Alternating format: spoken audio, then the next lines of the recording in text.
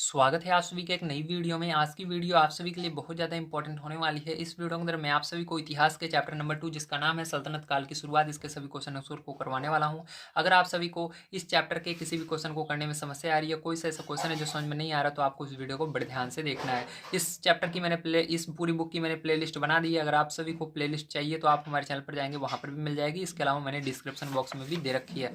आइए इसके अंदर अभ्यास प्रश्न देखते हैं कितने हैं टोटल। इसके अंदर 4 अभ्यास प्रश्न दिए गए हैं।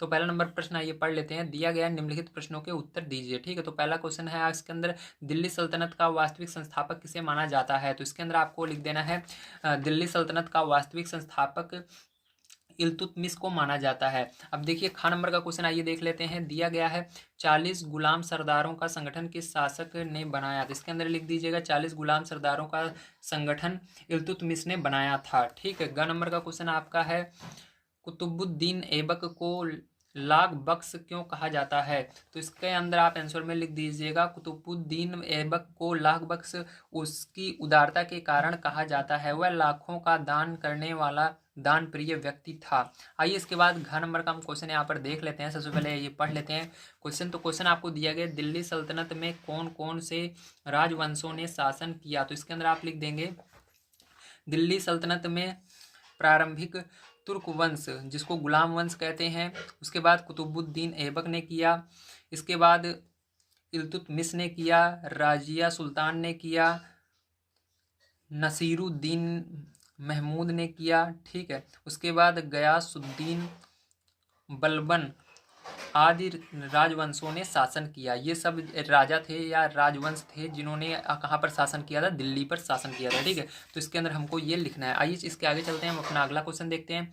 तो अगला क्वेश्चन 18 नंबर का आपका है, बलबन ने मंगोल आक्रमण से बचाव के लिए क्या किया? तो उसने क्या क्या उपाय किए उसको आपको बताना है। तो इसका उत्तर हो जाएगा, बलबन ने मंगोल आक्रमणों से बचने के लिए सर्वप्रथम पुराने किलों या दुर्गों की मरम्मत करवाई और नए किलों का निर्माण करवाया। वहां पर विश्वसनीय और अनुभवी अधिकारियों तथा हष्टपुष्ट सैनिकों को नियुक्त किया। उसके लिए शस्त्र एवं भोजन सामग्री की व्यवस्था भी करवाई। तो ये इसका आंसर हो जाएगा। तो यहाँ पर आपका पहला नंबर क्वेश्चन समाप्त होता है। आइए चलते हैं अब सेकंड नंबर क्वेश्चन पर, जो कि आपका है सही मिलान कीजिए। तो इसके अंदर सही मिलान करना है, तो आइए इसको हम कर लेते हैं। तो इसके अंदर ध्यान से आपको देखना है। तो इसके अंदर देखिए, जो पहला रहेगा उसके सामने मैं उसका आंसर लिख दूंगा, दूसरे वाले के सामने दूसरे वाले का आंसर, इस तरह से मैं लिख दूंगा। तो जैसा कि आप सभी देख सकते हैं, यहाँ पर मैंने क्या किया है, पहले वाले के सामने जो उसका आंसर है उसको लिख दिया है। तो आइए इसको देखते हैं। तो का नंबर का जो है 2.5 दिन का झोपड़ा, ठीक है, किसने बनवाया था? तो कुतुबुद्दीन ऐबक ने बनवाया था। टंका ए जितल को आप मिला देंगे इल्तुतमिश से। उसके बाद प्रथम मुस्लिम शासिका को रजिया से मिला देंगे। उसके बाद सिजदा और पाए बोस को आप मिला देंगे बलबन से। ठीक है, किससे? बलबन से। अब देखो इसके बाद आपका तीसरा नंबर क्वेश्चन, आइए देख लेते हैं क्या दिया गया और इसको किस प्रकार से करेंगे। तीसरा नंबर क्वेश्चन आपका दिया गया, रिक्त स्थानों की पूर्ति कीजिए। तो इसके अंदर दिया गया 2.5 दिन का झोपड़ा डैश ने बनवाया था। तो अभी मैंने आपको बताया 2.5 दिन का झोपड़ा किसने बनाया था, तो इसके अंदर भी आप लिख दीजिएगा 2.5 दिन का जो झोपड़ा है इसको कुतुबुद्दीन ऐबक ने बनवाया था। ठीक है, इसी तरह से आइए आगे देखते हैं। कुतुब मीनार को डैश ने पूर्ण करवाया, किसने पूर्ण करवाया? तो इसके अंदर लिख दीजिएगा इल्तुतमिश ने पूर्ण करवाया। ठीक है, इसके बाद आइए आगे देखते हैं। तो ग नंबर का क्वेश्चन है, प्रांत या आप कह सकते हो इक्ता का प्रधान अधिकारी डैश कहलाता है।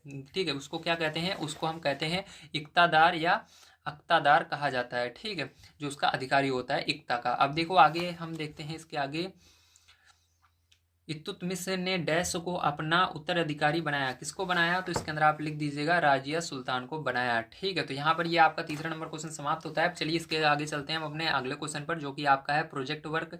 तो मैं यहाँ पर आपको सारे क्वेश्चन एक तरफ से करवा रहा हूँ, जितने भी क्वेश्चन है। ठीक, कोई भी क्वेश्चन यहाँ पर मैं छुड़वाऊंगा नहीं। तो इसके अंदर प्रोजेक्ट कार्य में आपको कह रहा है, निम्नलिखित महिला राष्ट्राध्यक्ष किस देश की है? तालिका में लिखिए तथा संबंधित देश का राष्ट्र ध्वज का चित्र बनाकर रंग भरिए। तो आपको इसका रंग खुद ही भरना है। ठीक, आपको चित्र उस देश का खुद ही बनाना है। यहाँ पर मैं आपको इसको बता देता हूँ कि किस देश की शासिका है, क्योंकि यहाँ पर मैं रंग नहीं भर पाऊंगा। ठीक, आपको इसका ये काम खुद करना है, लेकिन मैं इतना बता दूंगा कि देश का नाम क्या है। तो चलिए देखते हैं। तो ध्यान से देखना, यहाँ पर पहला है चंद्रिका कुमार तुंग। तो ये कहाँ की राष्ट्रीय अध्यक्ष? ये कहाँ की हैं? श्रीलंका की हैं। उसके बाद मार्गरेट थ्रेचर कहाँ की हैं? यूनाइटेड किंगडम ब्रिटेन की हैं। जूलिया गिलार्ड कहाँ की है? ऑस्ट्रेलिया के हैं। एंजिला मार्केले कहाँ की हैं? जर्मनी की हैं। मेघावती सुकर्णो पुत्री कहाँ की हैं? इंडोनेशिया की हैं। किम कैम्बल कहाँ की हैं? कनाडा की हैं। ठीक है, तो इस तरह से आपको कर लेना है। अब आपको इन देश को सर्च करना है। इसका लिख देना